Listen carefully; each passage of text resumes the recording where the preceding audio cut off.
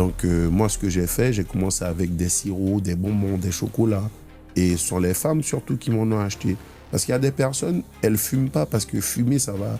C'est pas quelque chose qui va avec leur principe de vie. Ouais. Mais par contre, ils veulent bien chill de manière dérivée. Il y a pas mal de personnes qui fument pas du tout, mais quand elles vont aux Pays-Bas, ne serait-ce que d'ordre culturel, vont dans des coffee shops. Ouais.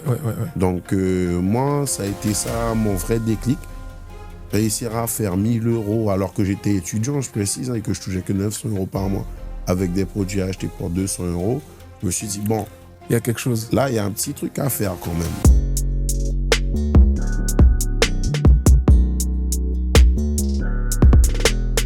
Salut à tous et bienvenue dans mon podcast à moi, le podcast ouvert à tous. Parce que ici, on croit que chaque histoire mérite d'être entendue, parce que votre histoire peut aussi inspirer le monde. Et c'est pour ça qu'aujourd'hui, j'ai l'honneur d'être avec Michael. Michael, comment ça va ? Ça va, et toi, Karl? Ça va très très bien. T'as fait bonne route ? Oui, ça a été. Ouais. Ouais, tranquille. Super. En tout cas, merci d'être dans l'émission aujourd'hui. Moi, ça me fait plaisir de te recevoir. Encore un compatriote antillais, antillais-guyanais pour le coup, parce que tu viens de la Guyane. Ouais, exactement, originaire de la Guyane. Après, on peut un petit peu dire antillais aussi, parce que ma mère, elle est née aux Trois-Îlets. Ok. Donc, antillais-guyanais. Oui, ok. On est là-dedans, c'est top. Ouais. Et tu es ici pour nous raconter ton parcours. Donc, aujourd'hui, toi, tu es aide-soignant, si je ne me trompe pas. Ouais, exactement. Et tu t'es lancé dans l'entrepreneuriat il n'y a pas très longtemps.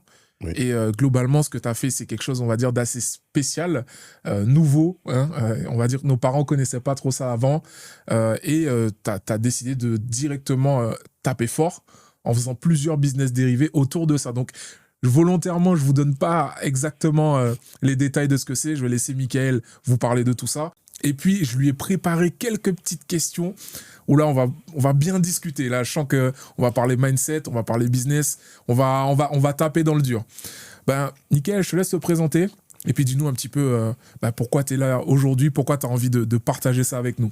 Ok, je m'appelle Michael Aman, donc 31 ans, aide-soignant et également étudiant en soins infirmiers. Je suis en France depuis 2016, essentiellement placé en région parisienne. J'ai eu l'occasion de faire une petite expérience dans le sud également, histoire de changer d'air, de voir comment ça se passe dans d'autres régions en France. Donc, je suis resté sur Toulouse durant 1 an et demi, à peu près 2 ans, en faisant des allers-retours assez réguliers et constants entre Paris et Toulouse pour voir ma fille, du coup.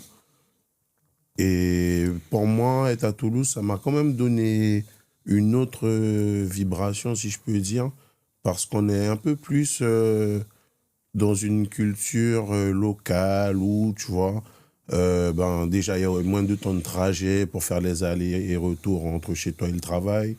Donc, ça m'a redynamisé, étant donné que ça faisait un petit moment que je n'étais pas rentré en Guyane.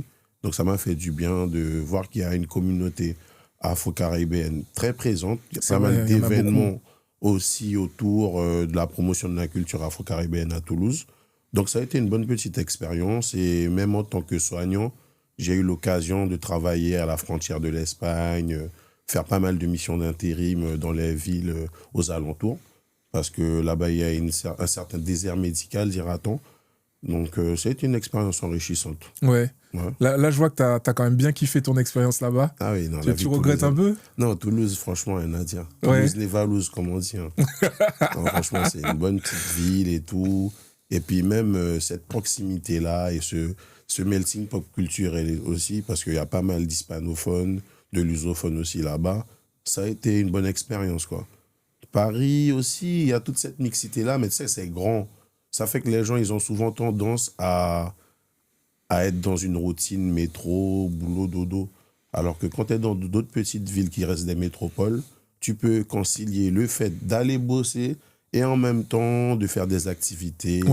Vivre un peu, quoi. De vivre, quoi. Ouais. Voilà. Ok. Exactement. Et donc là, tu es revenu à Paris pour ton activité ou pour la famille, peut-être pour être plus proche de ta fille ? 2 choses l'une. Je suis revenu à Paris pour mes études, déjà, premièrement. Dans la continuité, il y a aussi mes enfants, pour pouvoir voir mes enfants. J'ai eu un nouveau-né il n'y a pas trop longtemps aussi. Ouais, félicitations. Merci d'ailleurs. Donc, pour être à proximité de ma famille déjà, et aussi parce que j'avais déjà entamé mon business sur Paris, je suis retourné sur Toulouse histoire de faire un testing et de voir si vraiment, peu importe où je me déplace, je peux me relancer concernant ce business, chose qui a été faite parce que j'ai eu l'occasion de participer à la fête Cayenne de Toulouse, qui est quand même un événement d'ordre culturel représentatif de la Guyane et surtout celle de Toulouse. Tu vois. Ok. C'est-à-dire qu'il y a des gens qui viennent des quatre coins de la France, des Guyanais et même maintenant des Afro-Caribéens, dira-t-on, parce qu'avec tout ce qui est l'ordre de la musique, de plus en plus de créateurs de contenu qui mettent la lumière sur la Guyane. Parce que quand je suis arrivé, par exemple, en 2016, nous, les Guyanais, on était souvent assimilés aux Antillais. Après, ça ne nous dérange pas.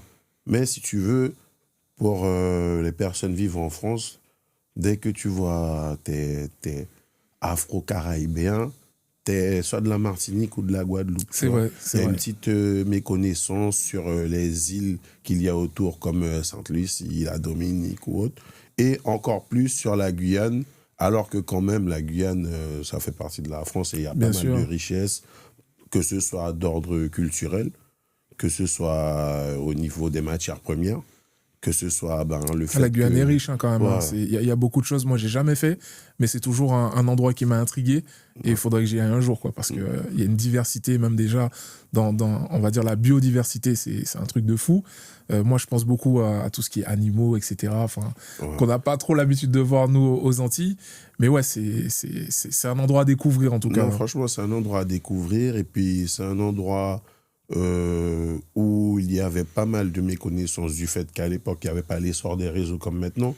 Mais avec tout ce qui est TikTok, Instagram, ça permet aux personnes, sans pour autant avoir eu l'occasion d'y aller, de voir ce que c'est la Guyane. C'est pas juste la forêt, tu vois. Parce que quand je suis arrivé en 2016, c'était surtout ce stéréotype-là. On était un peu stigmatisé. Ouais. Tu vois. Où la Guyane, il n'y a que des forêts. Je ne veux pas y aller parce que je vais me réveiller, je vais voir un serpent ou autre. Ouais, tu vois. ouais, c'est ça. Ouais. Alors que, comme partout, si tu vois, tu es près de la forêt, tu peux être amené à rencontrer différents types d'insectes ou d'animaux. Et si tu vois, tu es au centre-ville, je pense que c'est comme en vie Martinique. normale, quoi. Ouais. Tu vois. C'est-à-dire que dans un endroit où la nature est présente, il y a forcément un écosystème qui va avec. Quoi. Oui, c'est Tu sûr. vois. Et du coup, parle-nous de ton business. C'est quoi? Parce que là, tu nous as parlé de tes études, ton aller-retour entre Toulouse et Paris, et puis tu as décidé de te lancer dans un business. Explique-nous un peu l'histoire de ce business. Donc, l'histoire de ce business a débuté en 2024, novembre 2024, où je m'étais pris 2 formations d'affilée. Une en e-commerce, en suivant une vidéo sur Internet de Yomi Denzel. Ok. Tu vois. Donc, une qui a commencé comme ça. C'est-à-dire que j'ai pris cette formation-là. Excuse-moi. Attention. J'ai pris cette formation-là où ça m'a un petit peu expliqué ce qui était le dropshipping, savoir comment s'y prendre, comment créer sa micro-entreprise, comment créer un site Shopify, le paramétrer. Sauf que le dropshipping, c'est beaucoup surfer sur la tendance. C'est-à-dire que tu apportes au client ce dont il a besoin à l'instant T, mais c'est assez éphémère, tu vois. C'est-à-dire qu'au final, ça m'aurait fait tout le temps me retrouver à m'adapter aux tendances pour pouvoir faire vivre mon business. Donc, j'ai eu une espèce de syndrome de la page blanche, si tu veux. Et juste après... Alors, avant de continuer, est-ce que tu peux expliquer c'est quoi le syndrome de la page blanche? Le syndrome de la page blanche, c'est quand on a envie de faire quelque chose, mais qu'on n'arrive pas à aller plus loin. En tout cas, moi, c'est comme ça que je le perçois et que je l'interprète. C'est quand tu as envie de faire quelque chose, mais que tu n'arrives pas à accorder ce qu'il y a dans ta tête et ce que tu veux retranscrire ou conceptualiser ou créer, matérialiser. C'est ça. Tu as l'envie de faire quelque chose, mais tu es bloqué. Voilà, exactement. Alors que toute la détermination, elle est là. Hein, tu vois. Donc, j'ai eu le syndrome de la page blanche. Par la suite, j'ai rencontré un Martiniquais, du coup, qui habite à Carthagène, Thierry, qui a lancé un programme qui s'appelle Soignants indépendants. Donc, ça m'a intéressé parce que ça alliait justement le dropshipping au fait que moi, je suis soignant et au fait de proposer des produits et services adaptés aux besoins de tout un chacun, selon leur pathologie, selon leur situation, leur contexte familial, leur isolement ou pas. Donc, en alliant le dropshipping et cette expérience soignant indépendant, j'en suis venu à créer un concept qui s'appelle le nurse skating. Donc, avant le CBD, avant les sextoys, avant tout l'écosystème que j'essaye de construire actuellement et que j'essaye de viabiliser plutôt parce qu'il est déjà en construction, il y a eu un déclic, c'est le nurse skating. Alors, c'est quoi ça? Donc, le nurse skating, si tu veux, je vais faire la traduction littérale. Hein. Donc, nurse, c'est prendre soin. Le nursing, c'est le prendre soin. Donc, c'est le prendre soin et la partie skating, c'est associer le prendre soin au marketing digital. Ah, ok. Voilà. Donc, j'ai créé ce petit concept-là. Je me suis bien renseigné pour savoir si ce mot-là, il existait. Il n'existait pas. Et dans cette même période-là, je me suis créé un Instagram pour reprendre mes études qu'avec de la création de contenu d'ordre médical pour pouvoir, même quand je scrolle, réviser. C'était une petite technique à moi. Donc, j'ai vu qu'il y avait un gros essor autour du fait qu'il y avait de plus en plus de soignants, de médecins, d'ostéopathes qui promotionnaient leur activité via les réseaux. Donc, je me suis dit, bon, il n'y a pas encore de nom établi sur la chose, mais il y a un petit truc à faire. Donc, j'ai poussé le concept en créant des formations, créant une méthodologie que j'ai appliquée sur ma personne. Pourquoi? Parce qu'en fait, je voulais vraiment faire prendre conscience aux gens que peu importe le domaine dans lequel tu es, quand au bout d'un certain nombre d'années, tu as répété et que tu as travaillé de manière acharnée, tu deviens un expert dans ton domaine, tu vois. Bien sûr. Et ce domaine d'expertise-là, il peut te servir pour aider à comprendre, à guider, tu vois ce que je veux dire, à conscientiser sur les choses. Donc, la base de tout mon écosystème, c'est ça, le nurse skating, tu vois. Ok. Ouais. Et donc là, quand tu disais tu t'es créé ta propre formation pour toi, ça consistait en quoi? Comment tu l'as appliqué? Donc d'abord, ça a été une phase où je me suis beaucoup sondé. C'est-à-dire que j'ai fait un travail rétrospectif sur ma personne, voir ce que j'ai déjà fait, ce que j'ai déjà entrepris, sur quelles choses j'avais plus d'aise, quelles étaient mes lacunes aussi, parce que qu'on se le dise, on a aussi des lacunes. Après, c'est pas une fin en soi, hein, parce qu'on peut travailler là-dessus. Et en fait, à partir de ça, j'ai créé toute une liste des choses que j'aime vraiment faire. Dans le fait de prendre soin d'autrui, de conscientiser les gens, de les guider, les éduquer. Parce que je remarque que nous, par exemple, afro-descendants ou afro-caribéens, on n'a pas forcément toutes les connaissances associées au prendre soin par rapport au fait qu'il y a certains enclavements dans certaines zones, tu vois ce que je veux dire? Donc, pouvoir utiliser la force des réseaux pour pouvoir mieux aiguiller les personnes, je pensais que c'était une chose qui pouvait être bien. Parce que je vais demander à quelqu'un, est-ce que tu sais c'est quoi la différence entre un ostéopathe et un kiné? Généralement, les gens, ils vont pas savoir. Moi, je sais pas. Tu vois? Ouais. Par exemple, juste pour répondre, le kiné, il va plus être basé sur tout ce qui est musculaire, c'est-à-dire des massages, l'ordre musculaire et tout. L'ostéopathe, ça va plus être sur du structurel, c'est-à-dire tout ce qui est osseux, te faire craquer les os. Ok. Tu vois? Donc, la différence, elle est infime, mais il faut quand même le savoir. C'est deux spécialités différentes. Exactement. Ok. Parce que quelqu'un qui est éduqué et qui est conscient peut plus facilement s'adapter en fonction de sa problématique, sa pathologie et savoir vers qui se rediriger. Tu vois? Ok. Et dans un monde où les systèmes de santé sont de plus en plus...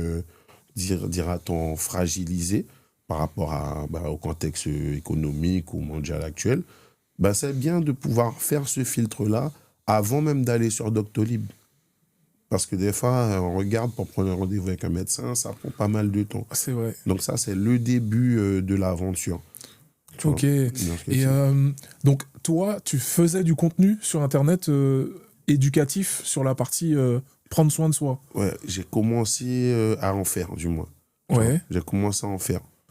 Donc, c'est ma première page. C'était ta première page. Oui, là, tu l'as toujours ou... Je l'ai toujours. Et j'ai une communauté plus associé à des infirmiers, des professionnels de santé. C'est une communauté surtout de professionnels de santé. Ok, tu veux qu'on affiche l'Instagram ou la page ou... Ouais, je veux bien. Bah, comme ça, on va l'afficher. Comme ça, si vous voulez voir un petit peu à quoi ça ressemble, vous êtes les bienvenus. Moi aussi, je vais regarder, tu vois, parce que ça, je découvre. Quand on avait discuté, je ne savais pas, donc ça m'intéresse plutôt pas mal. Et je te laisse continuer sur la suite. Donc, par la suite, j'ai repris mes études. Donc, j'étais à fond, studieux. J'avais déjà créé ma micro-entreprise, du coup, mais elle n'était pas active. Tu vois, je ne l'avais pas encore rendue active.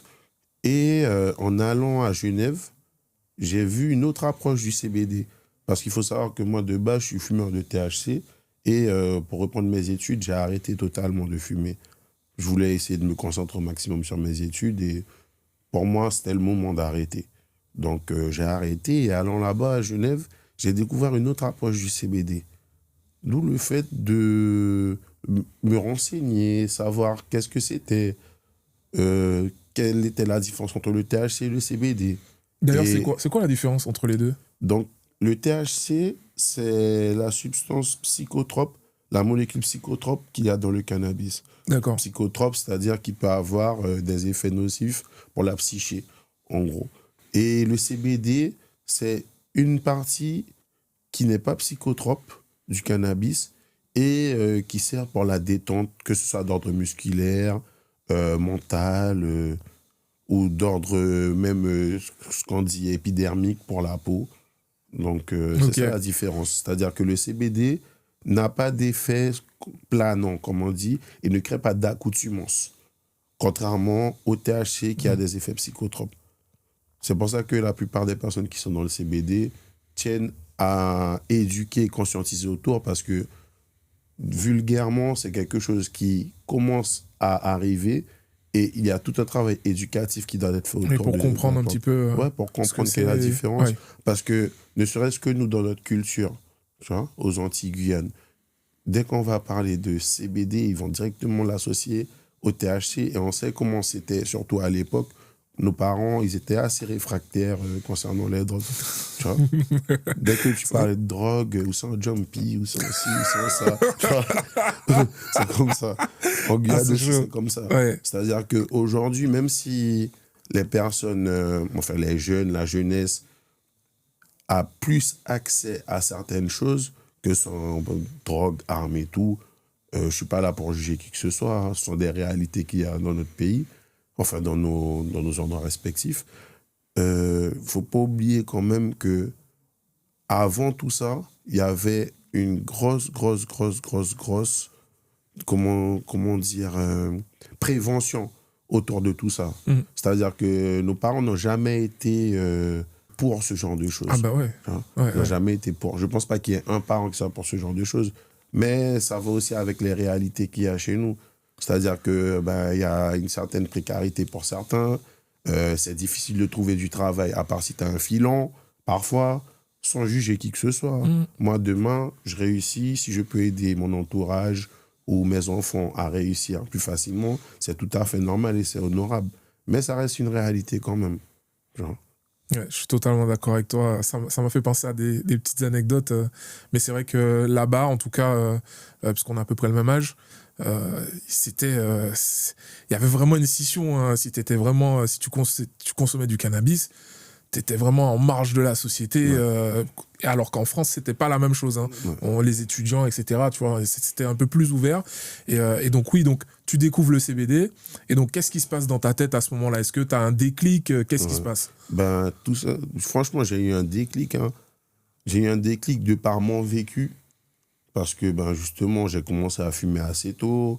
Avant, j'avais des locks. Donc, on va dire que dans l'adolescence, fin d'adolescence, quand j'ai commencé à avoir l'âge adulte, j'étais un petit peu ce qu'on va appeler comme les loulous. C'est un loulou, tu vois, un peu. Mais dans l'apparence ou dans le ressenti des gens, moi, j'ai toujours été quelqu'un de très focus. C'est-à-dire que le fait pour moi, le savoir, c'est la plus grosse richesse que quelqu'un peut avoir.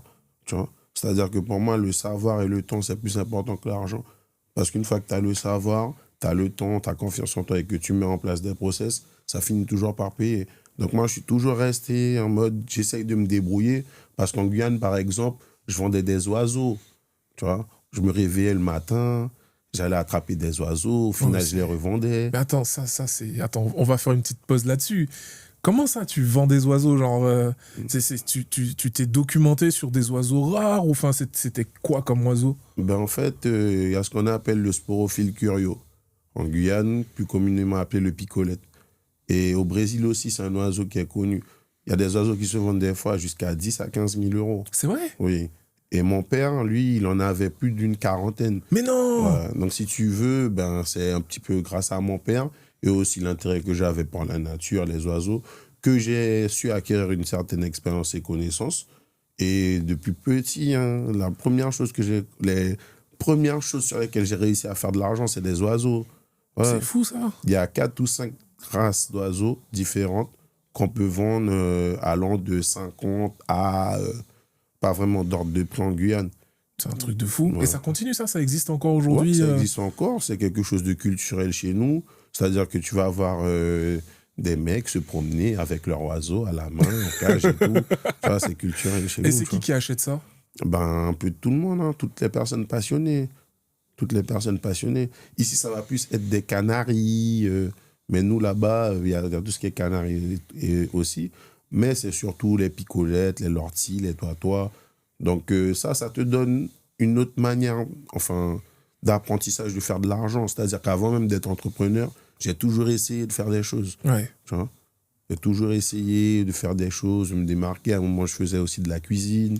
Je suis assez polyvalent comme personne. Incroyable. Là, j'essaye de me centraliser essentiellement sur le CBD. Pourquoi? Ouais. Parce que c'est une niche tellement large et variée qu'avec, je pourrais réussir à continuer à être polyvalent et ambivalent sans pour autant me diversifier dans un domaine totalement opposé. Ouais. C'est-à-dire que quand, par exemple, on parle de CBD, les gens, ils ne savent pas, mais je parle aussi de chanvre. Et le chanvre, c'est l'une des plantes qui est utilisée depuis le plus longtemps. Tu vois? C'est-à-dire que les hommes, nous, les êtres humains, on a toujours utilisé le chanvre, par exemple, à l'époque, pour se faire des chaussures, pour faire des vêtements. Ça peut aussi être utilisé pour le BTP actuellement. Tu vois? Et donc, ça, le chanvre, c'est pas un truc qui se consomme alors? Le chanvre, si tu veux, c'est la plante de manière générale. D'accord. Le chanvre, la marijuana, c'est la même famille. Ok. Sauf que le chanvre, par exemple, ne va pas faire de fleurs, forcément. Les fleurs, c'est ce que les gens y fument. Mhm. Tu vois? Le chanvre va être utilisé pour le textile, par exemple, pour faire des bayas aussi, pour refertiliser les sols entre deux récoltes aussi. Tu vois? Il y a beaucoup de techniques. Donc, je parle bien, du CBD parce que c'est un peu le mot du moment un petit peu Ouais. pour introduire le concept. Mais mon concept mot CBD, c'est vraiment parler du chanvre de manière générale. Pas mal. En Ouais. tout cas, ça se voit que tu maîtrises bien ton sujet. Donc, tu es allé à Genève, tu découvres ça. Ouais. Et là, qu'est-ce qui se passe? Ben, je reviens sur Paris. Quand je reviens sur Paris, je me dis, je vais voir ce que ça donne dans les CBD shops sur Paris. Donc, je vais dans un CBD shop et là, il y a un mec directement, il essaye de me franchiser pour ouvrir un CBD shop en Guyane. Sauf que moi, je suis en France et j'ai déjà mon statut micro-entrepreneurial. Donc, on se parle et tout. Je commence à lui acheter des produits. Sauf que les produits que je lui achetais étaient 3 à 4 fois plus chers que ce que je pouvais trouver sur Internet grâce à mon numéro SIRET. Donc, par la suite, j'ai fait mon petit bonhomme de chemin tout seul. Le premier testing que j'ai fait, et ce qui a fait lancer ce business-là, c'est quand tu vois, j'ai commandé approximativement pour 200 € de produits, juste pour essayer, c'était des gummies, parce que je vends des gummies et des sirops avec du Delta 9, c'est légal. Mais pour des personnes qui n'ont jamais fumé, ça peut avoir un effet euphorisant. Parce que le Delta 9, c'est quoi? Le Delta 9, c'est comme le THC, D'accord, ouais. si tu veux, mais c'est légal. C'est-à-dire Ah que ouais. c'est une molécule du THC légale et qui peut être présente en infime quantité dans les produits que je vends. D'accord. Voilà. Donc, j'ai commandé approximativement pour 200 € de produits et je suis allé dans une maison, j'ai réussi à refaire 1 000 €. Dans une maison, c'est-à-dire... Je suis allé voir des potes à moi Ouais. et je leur ai dit, les mecs, j'ai des nouveaux bonbons et tout que je commence à vendre. Ah ouais, Donc, tu vendais comme ça, quoi, ouais, vraiment pour tester. J'ai commencé à la sauvette un petit peu. Hein. Ouais. C'est-à-dire juste pour tester, parce que Ben, je viens des Antilles-Guyane, le CBD, même les mecs qui fument, ils veulent pas en entendre parler. Mm. Parce qu'il y a la street crédibilité, il y a le fait que ça sert à rien, Mm. tu vois. Ouais. Donc, ils voulaient pas en entendre parler initialement. Donc, moi, ce que j'ai fait, j'ai commencé avec des sirops, des bonbons, des chocolats. Et ce sont les femmes surtout qui m'en ont acheté. Parce qu'il y a des personnes, elles fument pas parce que fumer, ça va, c'est pas quelque chose qui va avec leur principe de vie. Ouais. Mais par contre, ils veulent bien chill de manière dérivée. Il y a pas mal de personnes qui fument pas du tout, mais quand elles vont aux Pays-Bas, ne serait-ce que d'ordre culturel, vont dans des coffee shops. Ouais. Donc, moi, ça a été ça, mon vrai déclic. Réussir à faire 1 000 € alors que j'étais étudiant, je précise, et que je touchais que 900 € par mois avec des produits achetés pour 200 €. Je me suis dit, bon, Il y a quelque chose. là, il y a un petit truc à faire quand même. Donc, Ok. c'est parti de là. Et donc là, aujourd'hui, c'est quoi là, comment ça s'est développé? Ben, ça s'est développé avec de la persévérance. Ouais. Parce qu'à un moment, franchement, j'avais cru, je sais pas, j'avais cru, je crois avoir trouvé le Saint Graal. Et en plus, je me suis positionné en leader dans un secteur où il n'y a pas beaucoup d'Antillais guyanais qui font ce travail-là. Mais là, t'as une boutique, tu vends que en ligne. Enfin, c'est comment tu fais, comment ça se matérialise ton business là? Donc là, actuellement, je me déplace lors d'événements Ok. parce que j'ai commencé à la sauvette, comme je t'ai dit, Mm. et en allant dans du bouche à oreille, dans mon entourage. Et par la suite, en juin, j'ai eu l'occasion d'être invité à un événement qui s'appelle Beautiful Évasion, organisé par une autre entrepreneuse que j'ai eu l'occasion de rencontrer. Ça a été l'occasion d'avoir mon premier stand, d'avoir ma première clientèle, mon premier testing terrain. Et j'ai agréablement été surpris parce que j'ai eu l'occasion d'attirer toutes sortes de personnes allant de 18 ans à 80 ans. Mm. Parce que ben, je vends des tisanes, des infusions, je vends des cosmétiques, je vends du sirop, je vends des crèmes pour les sportifs, chaud-froid, je vends du baume du tigre au CBD, je vends du poppers au CBD. Donc, j'ai vraiment tout un univers autour du CBD, c'est-à-dire que comparé à certains CBD shops qui se concentrent essentiellement sur les fleurs et la résine, c'est-à-dire plus communément les fleurs et la résine. C'est bien, comme ça tu m'évites de mettre un bip. Mais ouais, ok. Les fleurs et la résine. Ben, ça m'a encore donné plus de courage, le fait de pouvoir réaliser un premier stand. Et j'ai commencé à poster sur mes réseaux. Du coup, j'ai eu de l'engouement venant de d'autres organisateurs pour m'inviter à avoir mon stand. Donc, en juin, mon premier stand. En juillet, le second au Créole Avenue. Ensuite, en parallèle, je lance Mo Vibes et Mo Plaisir, parce que ça a commencé avec Mo CBD. Ok. Donc, Mo CBD, c'est mon ouverture CBD. C'est ce que ça veut dire, mais en même temps, Mo, en référence à la Guyane, c'est un petit jeu de mots que Ok. j'essaie de penser. Dans tout l'écosystème, à chaque fois, on dit Mo, mais ça veut dire quelque chose. Par exemple, Mo Plaisir, c'est mon oasis de plaisir. Ah oui, d'accord. À Hein? chaque fois, À chaque fois, ça veut Ok. dire quelque chose de particulier. Donc, j'ai commencé mon business de t-shirt, justement, Mo Vibes, celui que je porte sur moi, parce que j'avais l'occasion avec des camarades, un associé à moi que j'ai en Guyane, qui s'occupe de m'aider là-bas. Avec un clip, j'ai fait un placement de produit dans un clip d'un artiste quand même assez coté actuellement en Guyane, qui s'appelle Bad Boy Mono. Ok. Le clip il s'appelle Big and Fat, d'ailleurs je vous invite à aller le voir. Ouais, carrément. Où on a placé quand même une vingtaine de t-shirts avec nos sirops, nos gummies, nos chocolats, et l'artiste il nous a donné un gros love sur ce clip-là. C'est ce qui a fait naître aussi en même temps Mo Vibes. Parce que, si tu veux, je parlais avec mes potes de Guyane, du CBD, les gars me disaient, Floka, quand même, Ouais. CBD, tu vois ce que je veux te dire? Mais pardon, tu vois ce que je veux te dire, CBD, ça, c'est des conneries, ça.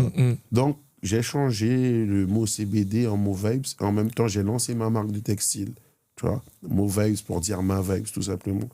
Tu vois. Ah oui, donc en fait, Mo Vibes, donc t'as le merchandising pour les t-shirts, Ouais. mais en fait, c'est ta boutique de CBD finalement. C'est, on va dire, une marque que j'ai créée un petit peu pour les stoners.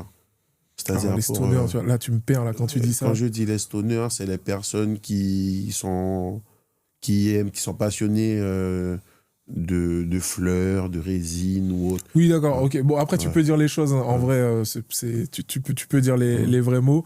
Mais ok, d'accord. En gros, les fumeurs, globalement, les consommateurs de cannabis. De cannabis, les gens qui aiment la plante, quoi. Ouais, ok, c'est une marque que j'ai un petit peu lancée le fait d'être stone, en fait, du coup, et les stoners. aussi pour mes produits ayant du THC. J'ai voulu dissocier mon activité MoCBD avec mon approche naturopathique, homéopathique, de MoVibes, qui est plus axé sur le lifestyle, le récréatif. Donc, dès le départ, j'ai voulu faire une scission entre les deux. Parce que je veux vraiment que les gens comprennent que le CBD, c'est pas pour les fumeurs seulement. Les gens, ils peuvent vouloir prendre des fleurs ou de la résine. Mais ça, c'est que la partie visible de l'iceberg. Il y a tout un tas de produits qui peuvent aider et contribuer au bien-être. Donc, c'est ça, MoCBD, en fait. Pas mal. Ouais, c'est bien, on sent la passion dans ce que tu fais. Et donc là, tu disais que tu avais trouvé un peu le truc qui allait te permettre de grandir. Donc aujourd'hui, tu vis que de ça ou tu continues à travailler à côté? J'ai vécu de ça durant 6 mois quand même. Hein. Ouais. Intensément, je me suis beaucoup diversifié. Ça a été une bonne chose, mais ça m'a aussi fait perdre de l'argent. Je pourrais me permettre de vivre que de ça, mais j'avais besoin de retourner sur le terrain en tant que soignant. Ah, ça te manquait? Ouais. Ça me manquait et aussi ça me permet de voir si ce que je fais peut avoir un impact sur les personnes autour de moi, parce que quand je parle des sujets que je développe, ne serait-ce que par exemple junior skating, ça me permet d'avoir de futurs prospects, de potentiels clients. Ouais, c'est ça. Je comprends ce que tu dis. En gros, en étant proche du terrain, bah, finalement, tu es au plus proche des besoins et ça te permet de plus facilement travailler ton approche, les produits que tu peux sortir, de comprendre finalement ton client type, quoi. Voilà, exactement. C'est quoi ta vision pour le futur par rapport à ça? Ma vision pour le futur par rapport à ça, déjà, depuis plusieurs mois, je suis dans une hésitation entre le site internet uniquement ou site internet plus me lancer dans un shop. C'est-à-dire un shop physique. Un shop physique. J'hésite à lancer un shop physique. Je pense que ça pourrait être une bonne chose pour moi. Mais en même temps, je suis dans l'hésitation. Pour l'instant, c'est une décision qu'il faut que je prenne avec du recul. J'essaye de peser le pour et le contre. En même temps, je prospecte pour voir où je pourrais potentiellement prendre un local. Oui. Mais actuellement, mon approche elle est plus centralisée sur les stands. Viabiliser MoCBD avec un site internet, parce que MoVibes a déjà un site internet. D'ailleurs, MoVibes Store, le nom du site internet. On mettra de toute façon en description, on mettra toutes les informations pour pouvoir avoir accès à ce que tu fais. Et puis on pourra même l'afficher là, ici. Et donc pour l'instant, c'est ça. Je suis dans une phase où je suis hésitant. Parce que de base, quand je me suis lancé dans cette activité-là, c'était pour m'imposer en Guyane. Alors qu'avec tout le travail que j'ai fourni, actuellement, je pense pouvoir m'imposer même en France. Ouais. Ok. Je peux te donner mon avis là-dessus? Oui. Moi, je pense que on peut faire les deux pour moi. Enfin, tu vois, c'est pas un choix de se dire on fait soit en ligne, soit le shop. Et je pense que vu que tu as déjà des connaissances en e-commerce, pour moi, la boutique en ligne, ce serait le premier pas, quoi. Même, je dirais même obligé, parce qu'en plus, ça te permet de viser à la fois la France, la Guyane, mais en fait, le monde entier. Là où le shop, tu as plus de frais. Et puis voilà, tu as des contraintes fortes qui se mettent à toi, où en fait, en ligne, c'est tout. Si tu veux fermer, tu fermes. Si tu veux vendre à droite, à gauche, tu peux le faire. Tu n'as pas de loyer, si ce n'est que celui du site. Mais voilà, c'est mon avis. En tout cas, si ça peut t'aider dans ta réflexion, moi, je pense que ça peut être pas mal. Non, moi, je suis d'accord avec toi. Je suis totalement d'accord avec toi. Et c'est pour ça que je suis en pleine hésitation. Après, il faut savoir que pour le CBD, il y a pas mal de restrictions, ne serait-ce qu'au niveau des logiciels pour les paiements. Ce ne sont pas tous qui acceptent le CBD parce que c'est un petit peu tendancieux. Et puis, il y a pas mal de mecs qui font comme s'ils vendent du CBD. Alors qu'en fait, non. Ouais. Tu sais, j'ai découvert ça. qu'il y a des sites, en fait, ils se disent que c'est du CBD, mais en fait, dans les trucs, tu regardes qu'il y a du THC, enfin, en fait, c'est camouflé, donc ah oui, d'accord. Ouais. C'est pour ça que je suis un petit peu hésitant. Mais c'est sûr qu'avec un site internet, ça pourrait me permettre de couvrir beaucoup plus de personnes qu'avec un shop physique. En tout cas, n'hésitez pas à nous dire dans les commentaires ce que vous en pensez. Est-ce que vous avez envie d'avoir Mo CBD, Mo Vibes en shop physique ou en ligne? Ça nous intéresse. Je suppose que ça t'intéresse d'avoir le retour des gens là-dessus. C'est bien d'avoir des retours, des avis. Après, j'ai aussi, comme je t'avais dit, avec mon associé, le business Mo Plaisir, qui est parti un petit peu aussi de Mo CBD, parce que de base, je voulais des poppers au CBD.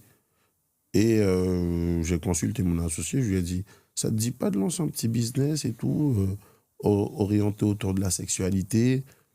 Étant donné que je me lançais déjà sur d'autres choses, c'est difficile de se lancer totalement et pleinement dans plusieurs secteurs d'activité à la fois. Donc, du coup, Mo Plaisir est né, mon oasis de plaisir. Et avec un but, c'est conscientiser, éduquer, faire sauter les tabous. Parce que, aux Antilles, Guyane, on a pas mal de tabous autour de la sexualité. Alors que, il faut, pour pouvoir donner la vie, il faut bien passer à l'acte. Oui. Tu vois? Donc, on est dans une mission aussi, étant donné qu'elle est aussi dans le paramédical. Donc, on profite de notre approche du paramédical pour commencer bientôt à lancer des contenus d'ordre éducatif pour que les personnes puissent se recentrer sur elles-mêmes et assumer pleinement leur sexualité sans tabou, sans faire sauter les mœurs un petit peu qui sont hypocrites. Alors ça c'est un sujet très intéressant. On va rentrer là-dedans parce que déjà, moi, j'ai une interrogation qui va peut-être te sembler, on va dire, naïve, mais moi, j'ai déjà entendu parler du poppers, tu vois, mais ça a toujours été des blagues, tu vois, les gens qui font des blagues sur « Ah, le poppers, machin ». Mais en vrai, ça sert à quoi, ça, tu vois, genre, moi, je sais... Explique-nous, ça sert à quoi? Le poppers, si maintenant on prend l'explication scientifique, c'est un vasodilatateur. Donc, du fait que ce soit un vasodilatateur, ça te permet d'élargir les orifices, dira-t-on. Mais c'est utilisé depuis longtemps pour surtout son côté euphorisant. C'est-à-dire que tu n'as pas forcément besoin d'être gay ou d'être pratiquant de certaines choses pour l'utiliser. C'est-à-dire que c'est quelque chose que tu prends, tu inhales, pendant 5 à 10 minutes, tu rigoles. En fait, ça a deux utilisations, exactement. Ah, d'accord, et la vasodilatation, et également le côté euphorisant pour prendre un petit délire, un pied entre amis. Ok. Donc, Ah ouais, et donc là, tu t'es dit, ça a été ça la passerelle de dire pourquoi pas aussi en faire un business autour de... Pourquoi pas aussi en faire un business? Parce que moi, je fais que des choses que j'aime. Hein. Donc... je fais que des choses que j'aime. Ok. T'as choisi les deux sujets que tu kiffes. J'aime quand même m'habiller, tu vois. J'ai toujours été assez créatif. Moi, je suis de formation littéraire. Enfin, j'ai eu un bac littéraire. Moi, ma mère, elle m'a toujours incité à être dans la créativité. J'ai par exemple ma petite sœur qui fait du dessin. Moi-même, je dessinais. Je ne sais pas si ça t'arrivait à l'époque de s'entraîner à dessiner les Dragon Ball. Non, moi en dessin, je suis nul, donc moi, j'ai vite abandonné. J'ai toujours essayé, tu vois, de dessiner. Par exemple, j'écrivais aussi beaucoup, pas mal de poésie, tu vois. Là, j'essaye d'écrire un petit livre aussi. Tu vois, j'écris autour du nerd skating parce que j'ai pas mal de projets que je dois lancer en ligne, sauf que je t'avouerai que pendant un bon moment, j'ai pas eu d'ordinateur. C'est-à-dire que j'ai fait plus d'une dizaine d'années sans ordi, sans... Pourquoi ? Parce que j'étais sur autre chose à ce moment-là. Sans ordi. Anti-internet, anti-Instagram, anti-tout. C'est vrai. T'étais coupé du monde virtuel. Marginal. Ok. De base, c'est pas mon truc. Le seul truc que j'avais, c'était Snap. Sinon, mon numéro WhatsApp, c'est tout. Et c'est fini. C'est tout. Après, là, avec tout ce que je fais, de nos jours, tu peux pas vouloir viabiliser, faire connaître un business sans te lancer sur les plateformes, parce que c'est des outils, en fait. Ouais, bien sûr. C'est-à-dire que moi, j'utilise les réseaux plus comme un outil de travail actuellement que comme quelque chose pour m'amuser. Après, c'est sûr, de temps à autre, je regarde des petites vidéos de divertissement, mais la plupart du temps, quand je suis sur les réseaux, soit je suis du contenu éducatif, soit je suis du contenu business, quoi. Que des choses que j'aime, mais qui m'apportent de manière améliorative et m'aident à évoluer, tu vois. Ok, franchement, Ouais. c'est pas mal, hein. Donc ouais, là, t'es quand même déter, hein. Donc tu lances plusieurs choses en même temps. Ta marque de vêtements, ta marque de... Je sais même pas comment on dit ça, j'allais dire, parce que il y a CBD et... enfin, j'ai oublié le nom de ce que tu m'as dit. De chanvre. Et là, du coup, tu te lances aussi dans tout ce qui est sextoy. Ouais. Ça fait plusieurs fois que je rencontre des entrepreneurs qui se lancent dans des business et qui en font plein de dérivés comme ça. Et je m'interroge là-dessus, tu vois. Je me dis, moi, je suis de l'école à... Quand tu fais un business, c'est mieux de te concentrer sur un seul. Et je vois que de plus en plus, les gens ils se disent, bah non, moi, dès le départ, je veux diversifier. Et c'est quoi ton point de vue là-dessus? Pourquoi faire ce choix? Ben, moi, je pense que ça peut être une bonne idée de s'adapter à ses propres capacités. C'est-à-dire que moi, je suis quelqu'un, je peux faire 24 heures sans dormir, Ouais. tu vois. Même 48 heures. Oh, c'est chaud ça. Ouais. À jeun comme ça? Pas à jeun, parce que je bois, je mange et tout. Mais Ok. si je suis déterminé, s'il y a des choses à faire, j'arrive facilement à faire 1 ou 2 jours sans dormir. Ah, c'est un truc de fou ça. Moi, ben, de base, je suis aide-soignant. Donc, il y a un moment, j'avais 2 métiers. Je travaillais de 19h à 7h, puis de 8h à 16h. Donc, tout ça, ça m'a un petit peu conditionné. Et puis, c'est quand tu fais quelque chose que tu aimes de manière passionnelle, tu vois pas le temps passer. Ouais. Tu vois, il y a ça aussi. Donc, pour revenir à ta question, il faut savoir s'adapter à sa propre personne, c'est-à-dire savoir faire ce travail introspectif-là, de se dire, bon, est-ce que je gère pas trop de trucs en même temps? Bon, et réajuster en temps réel. Moi, c'est surtout ça. Je t'avouerai que pendant 6 mois, en 6 mois, j'ai lancé tout ça, mais il y a aussi eu des résultats qui ont été avec. J'ai vendu des sextoys en soirée à Toulouse. En soirée? Ouais, en soirée. La Genre là, fête, t'arrivais en sous le soirée. manteau comme ça, t'avais... Non, j'avais mon stand. J'avais mon petit Ah, stand ok. et tout. Sur mon Instagram personnel, j'ai publié la petite vidéo où j'avais mon petit stand. Et si tu veux, sur un seul stand, j'ai tout un univers. Tu vois. Même Mo Vibes, c'est un univers. Tu vois, Ok. c'est ta vibes. Ta vibes, elle peut très bien venir par rapport à la sexualité ou juste comme ça ou musicalement, tu vois. Donc c'est Putain, ça c'est fou aussi. ça, hein. C'est que même si je fais plusieurs choses, c'est pas comme si je suis cuistot et mécanicien en même temps. Tu vois. Ouais, C'est ouais, toute c'est une lié. succession de choses, tu vois. Par exemple, pour moi, la sexualité, bien s'habiller, le CBD, le nerd skating, ça fait partie du bien-être, tu vois. C'est un Ah bah seul oui, c'est ça, pilier. ok. C'est Tu vois. le nerd skating, quoi. Ouais. Ok. C'est comme ça que je le vois. C'est-à-dire que moi, j'agis par domaine, pilier, tu vois. C'est ça. Ok. Donc moi, ça m'aide aussi structurellement. Par exemple, moi, je suis un mec, j'ai toujours eu la méthodologie. Parce qu'on va te dire, sur 20, une note pour un examen, c'est 10 pour l'avoir. Mais sur 20, tu as une partie méthodologie, une partie connaissance. Si tu vois, tu maîtrises ta méthodologie parfaitement et qu'en plus tu ajoutes quelques connaissances, tu auras toujours 10. Ouais. C'est comme ça. Moi, j'ai toujours vu comme ça, en fait. C'est-à-dire que j'essaye vraiment de me former pour être le plus compétent, le plus performant possible, avoir le plus de connaissances.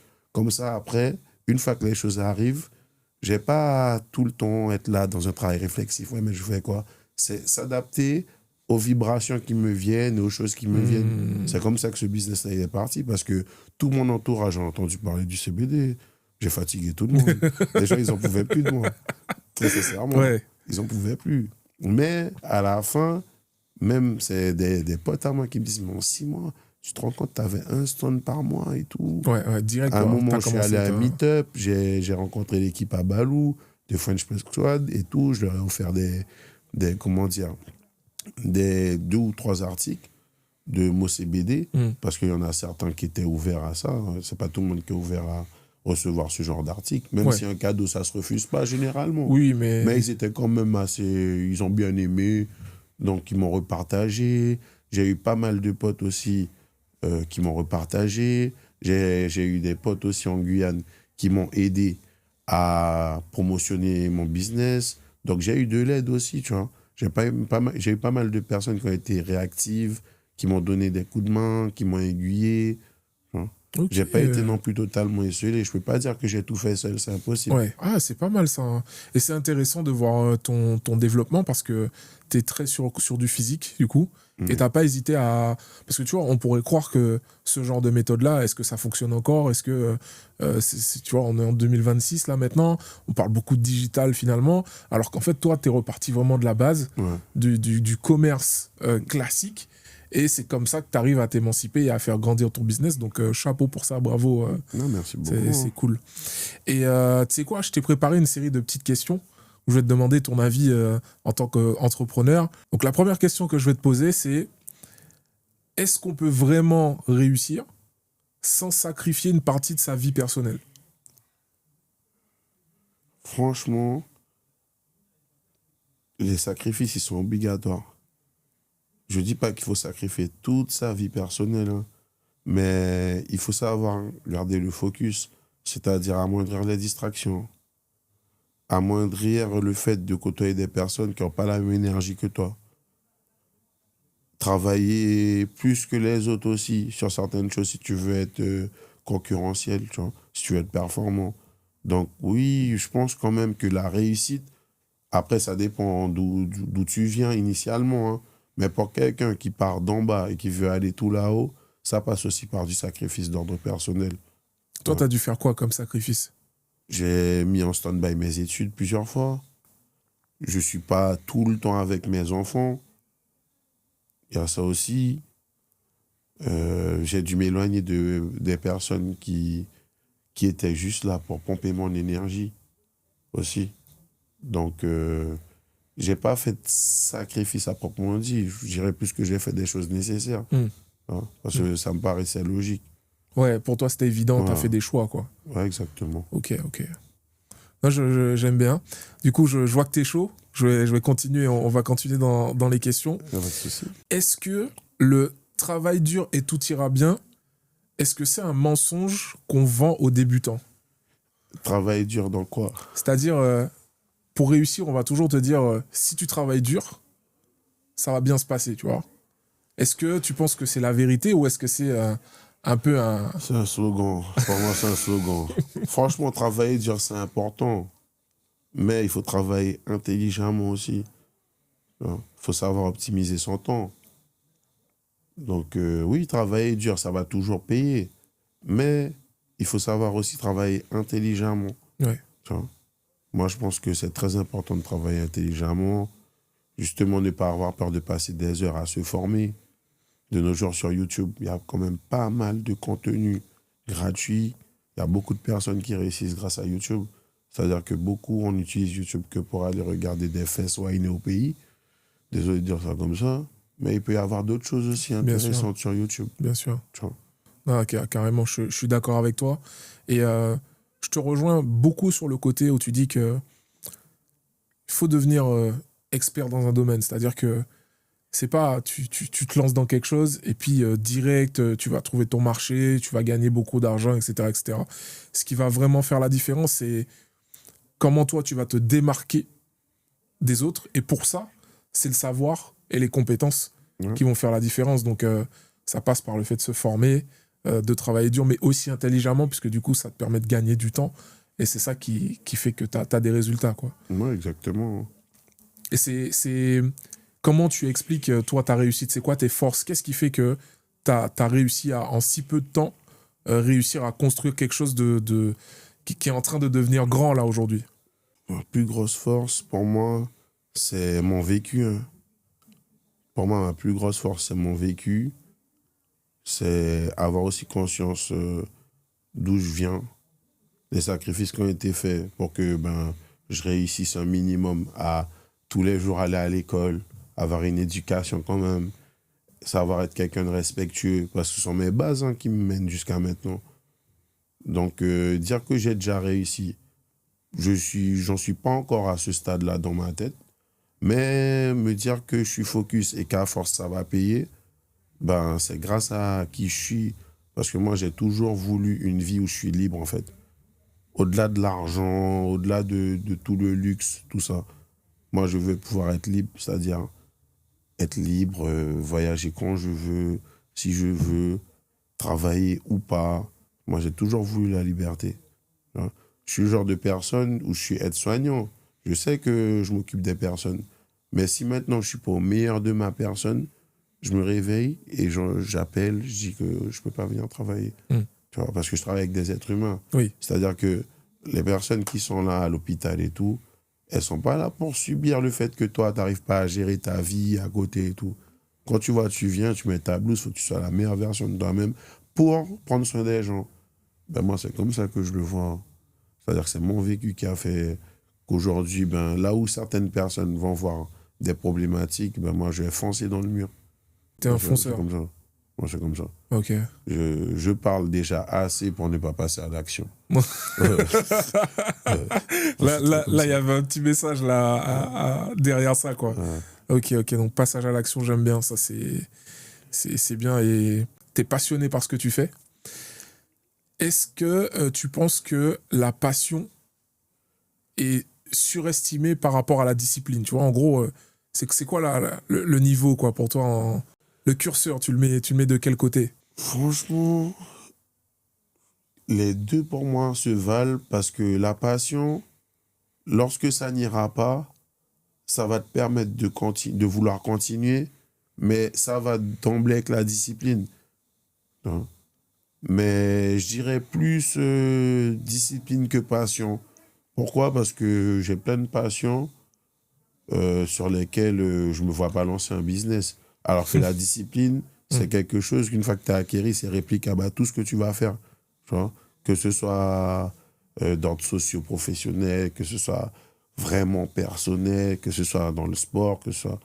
La discipline, c'est quelque chose qui est réplicable à tout ce que tu lances, tout ce que tu essayes de faire. Tu vois. Mais la passion, c'est quelque chose qui reste important. Oui. Hein, les gens qui me disent, par exemple, leur passion, c'est faire de l'argent, ça reste quelque chose de vide. Pour moi, c'est du creux dans du vide parce que ta passion, c'est faire de l'argent. Mais une fois que l'argent est là, tu n'as plus de passion. C'est ça. Tu vois. C'est fini. Alors que quelqu'un qui est dans l'entrepreneuriat avec sa passion, c'est entreprendre, c'est pas la même chose. Non. Tu vois. Moi, je suis à un stade où j'ai pas encore l'argent que je veux avoir, mais je pense vraiment que j'aime plus la fibre entrepreneuriale en elle-même que ben, juste le CBD ou juste le textile ou juste... Ça, ce sont des expressions de mon être, de qui je suis, tu vois. J'aime le sexe, mon plaisir. J'aime la vibe, j'aime le fait de pouvoir partager mon vibes. J'ai découvert que le CBD, ça pouvait être quelque chose de bien, que ce soit par mon entourage, parce qu'il y a beaucoup de personnes qui essaient d'arrêter de fumer, par exemple, mais qui n'y arrivent pas. Il y a des personnes qui, par exemple, étaient au tabac, ils ont arrêté grâce au CBD aussi. J'ai des mamies qui, au lieu de prendre des médicaments, maintenant, tous les 1-2 mois, me font des commandes. Tu vois. Ah, c'est incroyable, ça. Donc, il y a tout ça aussi. C'est-à-dire faire quelque chose et pour moi, participer, mettre ma pierre à l'édifice, pouvoir aider autour de moi aussi, tu vois. Ça reste avant tout ce que j'aime. Ok. Et il y a une question qui me vient à l'esprit là, c'est souvent, et tu me diras si je me trompe, mais les personnes qui ont ce désir d'aider, tu sais, d'avoir cette mission d'aider les autres, parfois ce sont des gens qui ont un vécu assez difficile, tu vois, et qui ont ce besoin, tu vois, je sais pas de compenser, mais tu sais, de se dire, ben, tu vois, moi, comme j'ai vécu ça, j'ai pas envie que les autres ils le vivent. Est-ce que toi, c'est ton cas? Est-ce que moi, c'est mon cas? C'est une question que je me suis jamais vraiment posée parce que pour moi, c'est naturel, en fait. C'est-à-dire que moi, je sais que j'ai déjà été dans des situations qui sont pas forcément faciles. J'ai pas eu un contexte familial, on va dire, classique, tu vois. Par exemple, j'ai commencé à vivre chez ma grand-mère, j'avais 15-16 ans. Hein. Après, je l'ai quitté, je suis arrivé en France. 1 an après, ben, la dernière fois que je suis rentré en Guyane, par exemple, c'était pour enterrer mes 2 grands-parents. Je suis rentré en août et en septembre pour enterrer mes grands-parents. Depuis, je suis jamais retourné. Ouais. Donc, c'est vrai que j'ai un vécu qui n'est pas classique, mais c'est quelque chose qui fait ma force. Tu vois? C'est quelque chose qui fait ma force. C'est quelque chose qui fait partie de moi. Et en vrai, je ne vais pas dire que faire le bien autour de moi ou essayer de faire du bien autour de moi, c'est par rapport au fait que j'ai vécu certaines choses qui ne sont pas faciles. C'est plus parce que quand les gens sont bien, je trouve que c'est quelque chose de bien, quoi. Ouais, Je c'est préfère ça. voir quelqu'un de manière générale bien, plutôt que quelqu'un qui est en train de pleurer ou qui a subi un choc traumatique ou qui a eu un décès, tu vois. Et la vie fait que, bah, toi, tu vas prendre le décès d'une manière et moi d'une autre, tu vois. Par C'est exemple, vrai. moi, j'ai eu mon cousin, il est mort dans mes bras, tu vois, j'avais 19 ans dans mon salon. Il y a des personnes qui, jusqu'à maintenant, ne comprennent pas pourquoi j'ai pas pété les plombs ou, Et tu vois. comment tu peux en parler, ça? Ouais, je peux en parler sans Ouais, il souci. s'est passé Ben, quoi? il est décédé, j'étais en train de parler avec lui, il est tombé, une espèce de rupture d'anévrisme, quoi. Mais non! Ouais. Ah là, en face de toi, comme ça, Ouais, il. ouais, mais j'étais en train de parler au téléphone à l'époque ben, avec ma meuf de l'époque. Et je l'ai aidé à arranger ses affaires et il est tombé. Ce jour-là, je croyais que j'allais avoir 2 cadavres sur les bras. Parce qu'il y avait ma grand-mère aussi chez qui je vivais qui était là. Elle est Ah déjà sous pacemaker. Hein. ouais. Ouais, je t'avouerais que du côté de la famille de mon père, on est assez sanguin. Moi, je suis vraiment la force tranquille. Euh, on est assez sanguin. Ok. Mais mon Ah père, il est né ouais. au Suriname, tu vois. Ouais. C'est-à-dire que mon père, il est né au Suriname, il est arrivé, il avait peut-être à peu près 10 piges en Guyane, tu vois. Donc lui-même, il a essayé de s'adapter au mieux. Et tu sais, au pays, quand quelqu'un, il est là, il va avoir tendance à aller tirer derrière les gens ou des trucs comme ça, ils vont dire, ah ouais, c'est un gangster. Ouais, ouais. Alors que des fois, peut-être, il y a certains de nos aïeuls, ils avaient juste des problèmes d'ordre psychiatrique, tu vois. Ah oui, bah oui, c'est vrai. Genre Ils étaient juste fous, schizophrène quoi. ou Ouais, autre. ouais. Sauf que, tu sais, dans notre éducation, même la santé mentale, c'est quelque chose qui n'est pas assez mis en avant, tu Ouais, vois. ouais. Et ce truc-là, ça peut toucher n'importe qui. Moi, actuellement, je travaille dans un hôpital psychiatrique. Il y a des gens, il y a des grands écrivains, il y a, tu vois, il y a toutes sortes de personnes, du moins, qui peuvent être atteints. La santé, c'est pas seulement physique. On parle beaucoup de sport, de ci, t'es rond, de ci. Oui, c'est important. Mais peut-être que toi, t'es là, t'es bien musclé et tout. Mais dans ta perception de toi-même, de ton être, t'es pas bien dans ta peau. Moins bien que quelqu'un même qui fait 150, 200 kilos. Tu vois ce que je veux dire? Ouais. Donc, il y a tout ça aussi. Bah, j'aime bien ce que tu es en train de dire là parce que, en fait, ça, c'est un point de vue que je vais partager. Surtout en étant sur les réseaux sociaux, je me suis rendu compte d'une chose, c'est que, surtout quand tu es créateur, en fait, tu vois un peu les mécanismes que tu peux mettre en place. Et ça m'a fait réfléchir sur les choses que je voyais. Et je me suis rendu compte, tu vois, par exemple, si moi je vivais une expérience particulière, par exemple, je me dis, ah putain, la journée elle était dure et tout ça, machin. Et comme j'ai cette capacité, moi, à m'auto-motiver, je vais me dire des trucs dans la tête. Je vais me dire, mais non, mais tu sais quoi, c'est normal, relativise, etc., etc. Et ben naturellement, j'allais, moi, partager ce message sur Internet, tu vois. Mais la personne à qui je parlais au début, c'était à moi, en fait. Ouais, Tu vois, je le partageais, mais en fait, je me parlais à moi. ouais. Et je me suis dit, mais si ça se trouve, tous les mecs et même toutes les meufs que je vois, en fait, qui sont là et qui donnent des conseils, etc., en fait, imagine que eux, ils se parlent aussi des fois à eux. C'est-à-dire, en gros, ils disent, ouais, tu sais, si t'es dans telle situation, machin, machin, machin, machin, eh ben, peut-être qu'il faut que tu fasses ci, tu fasses ça, nan, nan. Et en fait, je me suis reconnu à travers certains et je me suis dit, en fait, si tu veux vraiment savoir qui ils sont, écoute en fait ce qu'ils te disent. Et toi, tu crois qu'en fait, eux, ils sont au-dessus de toi parce que ils ont déjà vécu le truc et ils font un peu les moralisateurs. Et en fait, finalement, ce sont des gens qui vivent des choses difficiles et qui, les réseaux, ça les aide C'est en comme fait. une thérapie. C'est une thérapie. Ouais. Exactement. Ouais, Et c'est c'est pour vrai. ça que je te rejoins sur le fait de dire que la personne que tu vas voir qui est au maximum sur Internet, les couples qui sont en mode couple goal, vas-y moi à la salle, je suis le plus fort, etc. Ce sont aussi des personnes qui travaillent Sur elle-même. sur elles-mêmes en fait. Ouais. Et qui renvoient une image, et tu sais, c'est un décalage parce que les gens se disent, mais eux ils sont déjà arrivés, mais finalement ils nourrissent un truc, peut-être un mal-être ou juste ils s'améliorent, tu vois, sur leur personne. C'est totalement vrai ce que tu dis. Moi, je vais prendre mon exemple. J'ai toujours été assez corpulent, tu vois. Mais j'ai eu une période où je faisais beaucoup de basket et tout. Donc, j'avais perdu pas mal de poids. Mm. Ben, à cette période-là, pour moi, j'étais le même. Et même, tu vois, par rapport à ma perception de moi-même, je me disais, ouais, mais t'es toujours gros et tout. Et pourtant, quand je regarde les photos maintenant, je me dis, ah ouais, quand même, il était pas mal un peu, tu vois. Je En dis, fait, ça putain, allait. oh là là, il était, tu vois. Un jour, j'aurais bien aimé, mais pour ça, il faut que je passe dans une phase où je pense qu'à moi, Ouais, tu vois. ouais, ouais. Et sincèrement, même à ce niveau-là, c'est important, le sport, la santé et tout.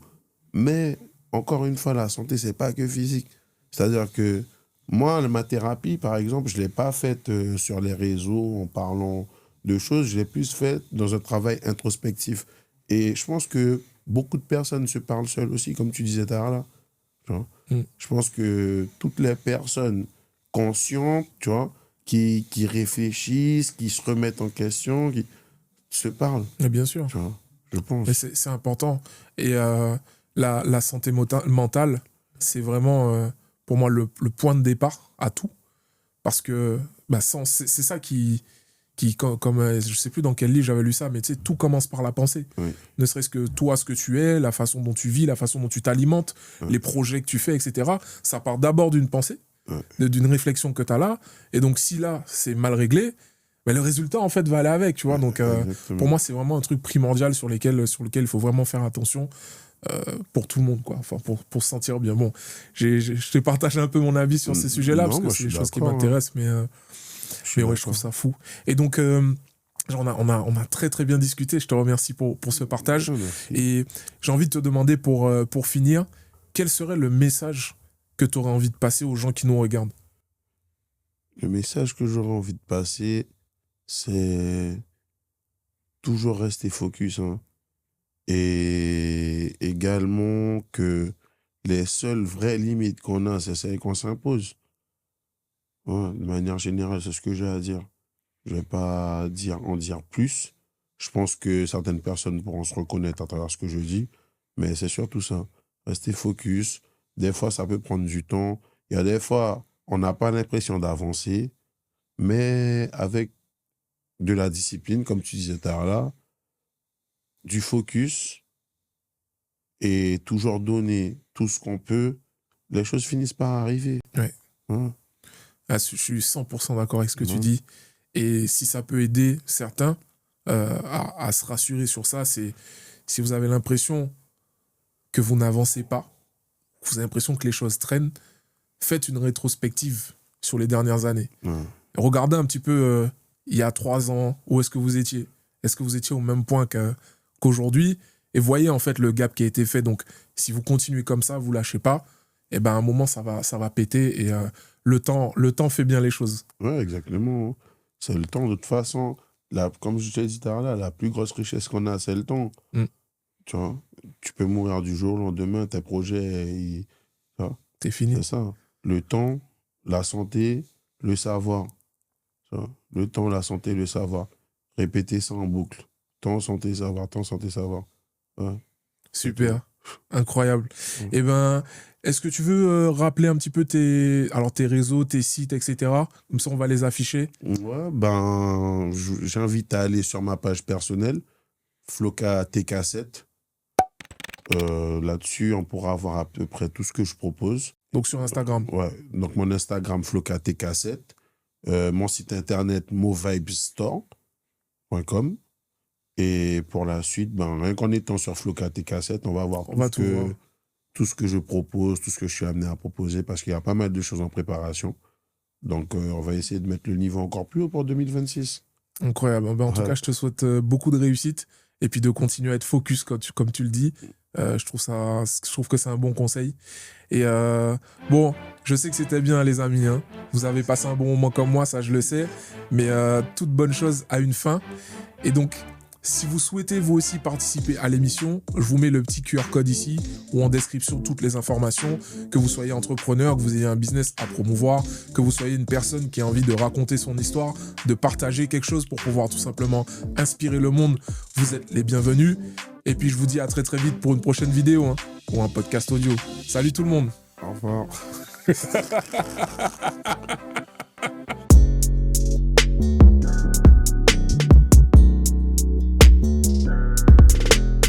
Je sais pas, t'as des anecdotes là comme ça, parce que on a encore 5 minutes. Des anecdotes, oui, oui.